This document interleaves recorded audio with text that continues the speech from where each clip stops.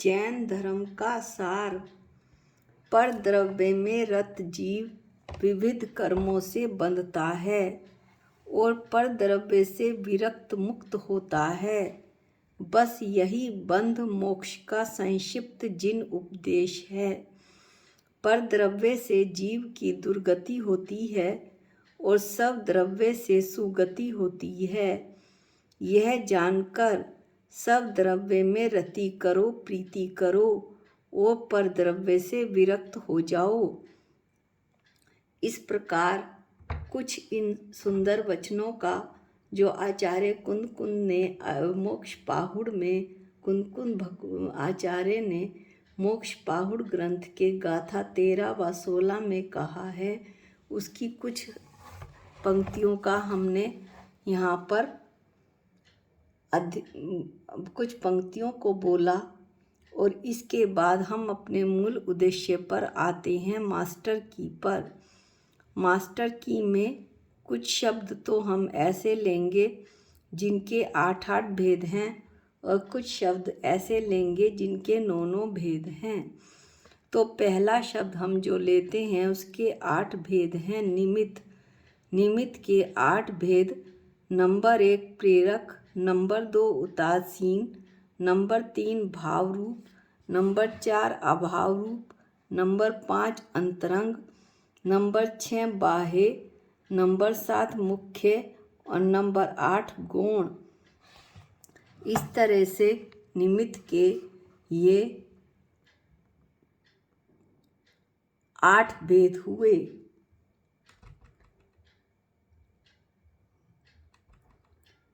अब रिद्धियाँ 8 होती हैं मूल में: बुद्धि रिद्धि, विक्रिया रिद्धि, क्रिया रिद्धि, तप रिद्धि, बल रिद्धि, औषधि रिद्धि, रस रिद्धि, क्षेत्र रिद्धि।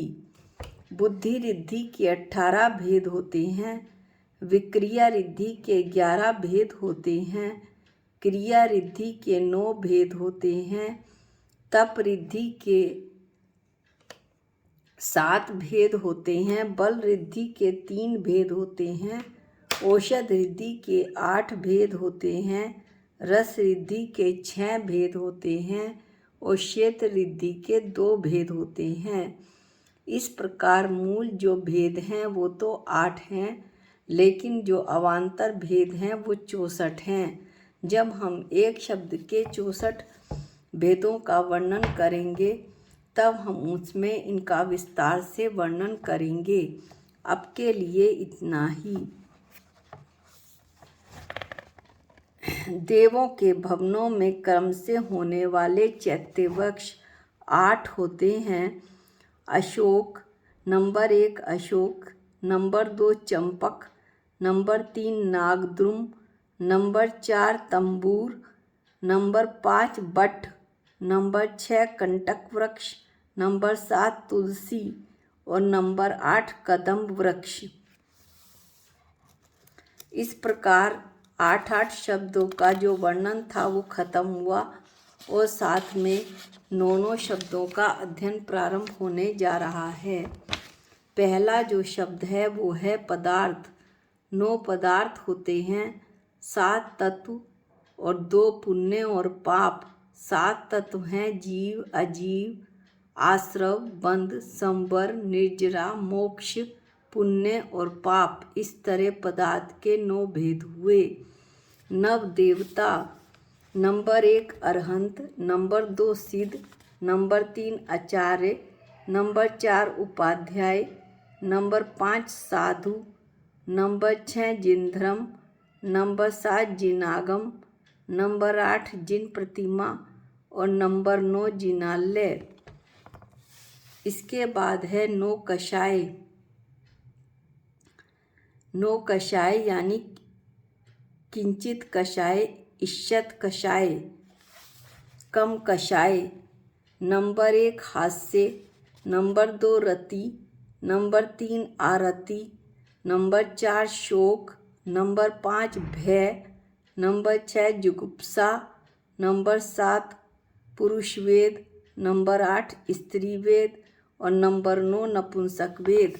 अब हम उन शब्दों का वर्णन कर रहे हैं जिनके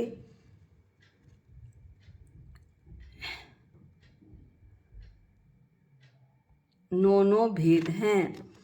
नवदा भक्ति। नवदा भक्ति के 9 भेद हैं। नंबर 1 पड़गाहन, नंबर 2 उच्च स्थान, नंबर 3 पादोदक, नंबर 4 अर्चना, नंबर 5 प्रणाम, नंबर 6 मन शुद्धि, नंबर 7 वचन शुद्धि, नंबर 8 काय शुद्धि, नंबर 9 आहार जल शुद्धि। अब इनका थोड़ा सा संक्षिप्त वर्णन हम पढ़ लेते हैं। ये वैसे भी हमारे व्यवहारिक जीवन में हमें पता भी होना चाहिए और बहुत इम्पोर्टेंट भी है। नंबर 1 प्रगाहन। आचार्य मुनि दिगंबर साधुओं को आहार हेतु सामने से आते देखते ही बोलना प्रारंभ करें, हे स्वामी नमोस्तु नमोस्तु नमोस्तु। जब निकट आ जाएं तब बोलें, अत्र अत्र तिष्ठ अत्र तिष्ठ। मुनिराज सामने आकर अपना नियम देखते हैं। मंदिर जी से जब आहार हेतु निकले थे तब कुछ नियम सोचकर संकल्प लेकर निकले थे। उनका वह नियम वहाँ मिल जाएगा तो वे वहाँ खड़े हो जाएंगे। जब दाता शुद्धि बोलते वे अत्यंत प्रसन्नता के साथ भाग बोर होता हुआ 3 परिक्रमा लगाए।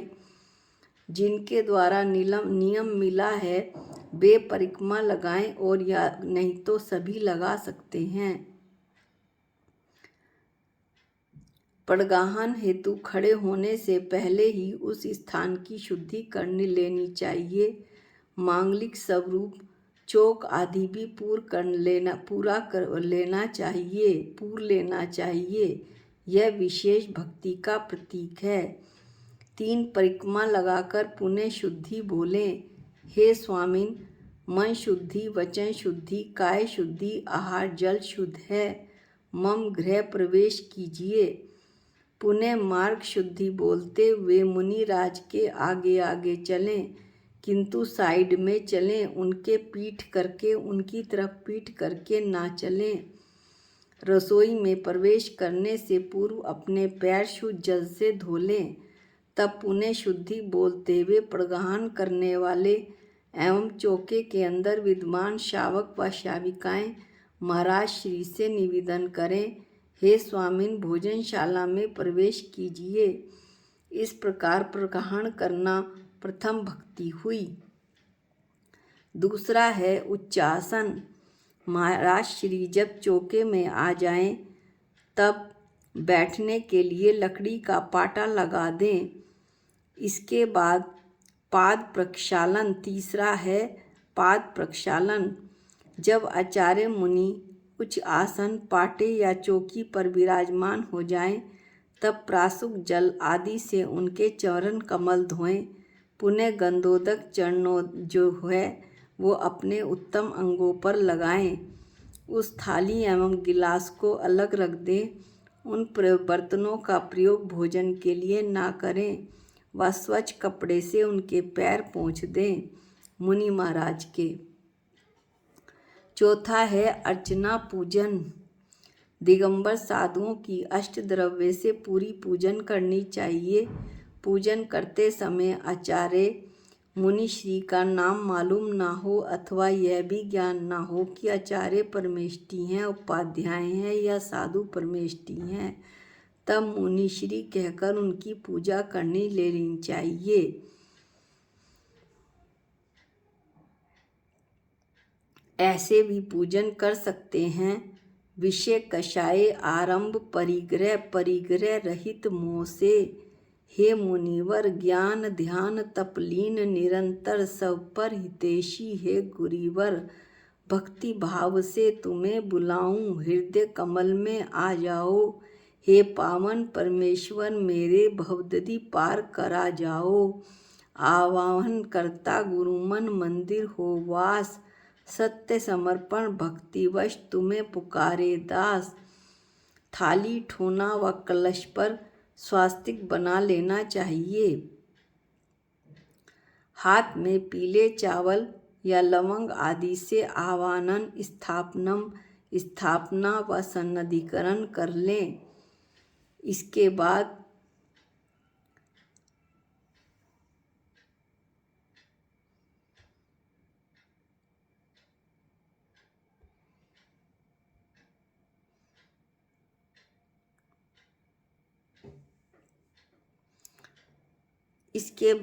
जो है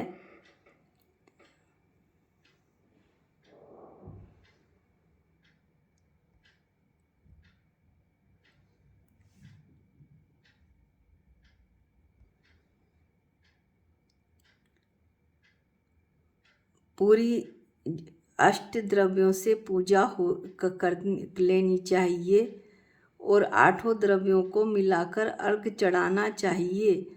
अनुकूलता हो तो लघु शांति पाठ व विसर्जन पाठ भी पढ़ सकते हैं। अगला है 5वां नमस्कार। पूजन करने के उपरांत दोनों हाथों को जोड़कर गौवासन से बैठकर 3 आवर्त सहित 3 योगों से नमस्कार करना चाहिए। यदि आचार्य परमेष्ठी, साधु परमेष्ठी या उपाध्याय परमेष्ठी हैं तो नमोस्तु महाराज जी कहना चाहिए। इसके बाद मन शुद्धि छठा है। चौके वाले मन शुद्धि बोलकर मन को शुद्ध रख के मन में कोई अशुद्ध विकल्प ना लावें। 7वां है वचन शुद्धि। वचन शुद्धि बोलें, वचनों का प्रयोग कम से कम करें। सीमित, हितकारी, प्रिय, आवश्यक वचन ही बोलें। जो जरूरत से ज़्यादा नहीं बोलें, अनावश्यक चर्चाएं ना करें। 8वां है काय शुद्धि। कुल, जाति, वस्त्र, शरीर आदि की शुद्धि काय शुद्धि बोलकर प्रकट करनी चाहिए। 9वां है आहार जल शुद्धि। आहार जल की शुद्धि बोलकर मुनिराज को विश्वास दिलाएं कि सभी पदार्थ शुद्ध हैं, प्रासुक हैं, भोजन ग्रहण करने के योग्य है। इसके उपरांत आहार ग्रहण करने हेतु निवेदन करें। हे स्वामिन, मन शुद्धि, वचन शुद्धि, काय शुद्धि, आहार जल शुद्ध है। मुद्रा छोड़कर अंजलि बनाकर आहार ग्रहण करें। इस प्रकार भक्ति करना नवदा भक्ति कहलाती है। शुद्ध सत्पात्रों की उक्त नवदा भक्ति अनिवार्य होती है। मुनि महाराजों की नवदा भक्ति अनिवार्य होती है। यदि एक भी भक्ति कम हो जाए तो वे आहार ग्रहण नहीं कर सकते, ऐसी आगम की आज्ञा है। इस प्रकार नवदा भक्ति का वर्णन पूर्ण हुआ। अगला है दर्शनावरण कर्म की प्रकृतियाँ। ये हम कई बार पढ़ चुके हैं, इसलिए केवल नाम ही यहाँ पर बोलेंगे। चक्षु, अचक्षु, अवधि, केवल, दर्शनावरण। 5वां है निद्रा। 6ठा है निद्रा निद्रा। 7वां है परचला। 8वां है परचला परचला। 9वां है स्त्यान गृद्धि। अब है नवग्रह। नवग्रह भी 9 हैं। हम उन्हीं शब्दों का अध्ययन कर रहे हैं जिनके 9 भेद हैं। Number 1 Ravi, number 2 Shashi, number 3 Mangal, number 4 Som, number 5 Guru, number 6 Bhrigu, number 7 Shani, number 8 Rahu और नंबर 9 सुकेतु। साधु परिवार। साधु परिवार के 9 भेद हैं। पिता धैर्य, माता क्षमा। यहाँ पर माता, पिता, पत्नी, मित्र, बहन इत्यादि को किस रूप में लिया गया है ये देखिए। पिता धैर्य, माता क्षमा, पत्नी शांति, मित्र सत्य, बहन दया, भ्राता असंशय, शय्या भूमि, वस्त्र दिशा और भोजन ज्ञान। इस तरह से साधु परिवार के ये 9 भेद हुए। तिलक करने के स्थान। ये भी 9 हैं। 2 भुजा प्लस 2 कलाई प्लस 2 कान प्लस मस्तिष्क प्लस कंठ प्लस नाभि के ऊपर, इस तरह से 9 भेद हुए। 9 मल द्वार हैं। 2 कान प्लस 2 आँख प्लस 2 नाक के नथुने प्लस मुंह प्लस गुदा प्लस लिंग, इस तरह 9 मल द्वार हैं। विकल इंद्रिय के भेद। 3 विकल इंद्रिय हुए, द्वि इंद्रिय, त्रि इंद्रिय और चतुर इंद्रिय। हर द्वि इंद्रिय, त्रि इंद्रिय, चतुर इंद्रिय के 3 भेद हैं। पर्याप्त, निर्वृत्य पर्याप्त और लब्धे पर्याप्त। इस तरह से 3 गुणा 3 मिलाकर 9 भेद हुए। इस तरह विकल इंद्रिय के 9 भेद हुए। ये हमने उन शब्दों की चर्चा करी जिसके 9 भेद हैं। अगले वीडियो में हम कुछ अन्य शब्दों का अध्ययन करेंगे। आज के लिए इतना ही। निज निधि निज में बताई, ये अनंत उपकार है। इसके लिए जिन वाणी माँ को वंदनानंत बार है, वंदनानंत बार है। सबको जय जिनेंद्र।